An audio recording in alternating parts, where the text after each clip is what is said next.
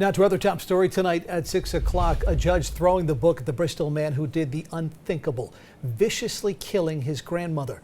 Good evening and thanks for joining us. I'm John DeLuca. And I'm Tiffany Murphy. 30-year-old Raymond Paiva confessing he suffocated her, then stole her belongings for drug money.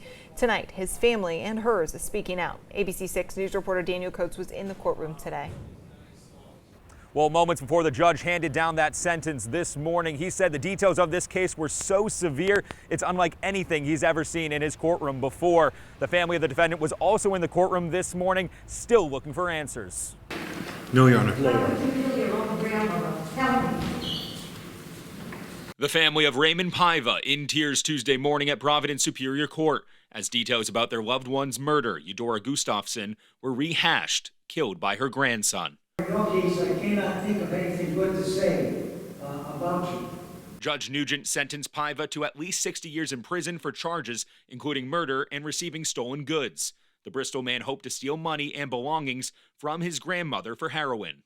So to take the life of probably one of the last people that was in his corner, that's a special kind of evil, Your Honor, which is fully deserving of the sentence that the court will impose this morning. The prosecution throughout the case said Paiva lived with his grandparents and waited for his grandfather to go to work before suffocating his grandmother with a pillow and covering her head with a plastic bag.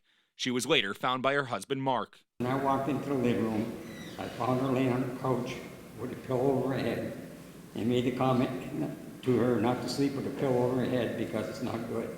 I got no reply, so I walked over, pulled the pillow off, saw the trash bag tied around her head. I ripped open the trash bag, saw that she had a tear in her eye. I tried CPR, but when it wasn't working, I called the Bristol Police Department. After pawning his grandmother's jewelry in North Providence and trying to use her checkbook, he was arrested by Providence police, linked by DNA back to the scene. Since, Mark left his Rhode Island home, still unable to bear the loss of his wife.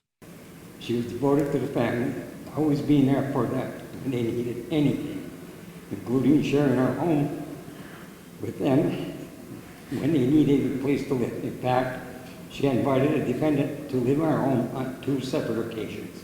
It ruined my life and the lives of everyone who loved her and cared for her. There is also a case pending against Paiva's girlfriend, a co-defendant in this case. Stick with ABC 6 on air and online for continued coverage. For now in Providence, I'm Daniel Coates, ABC 6 News.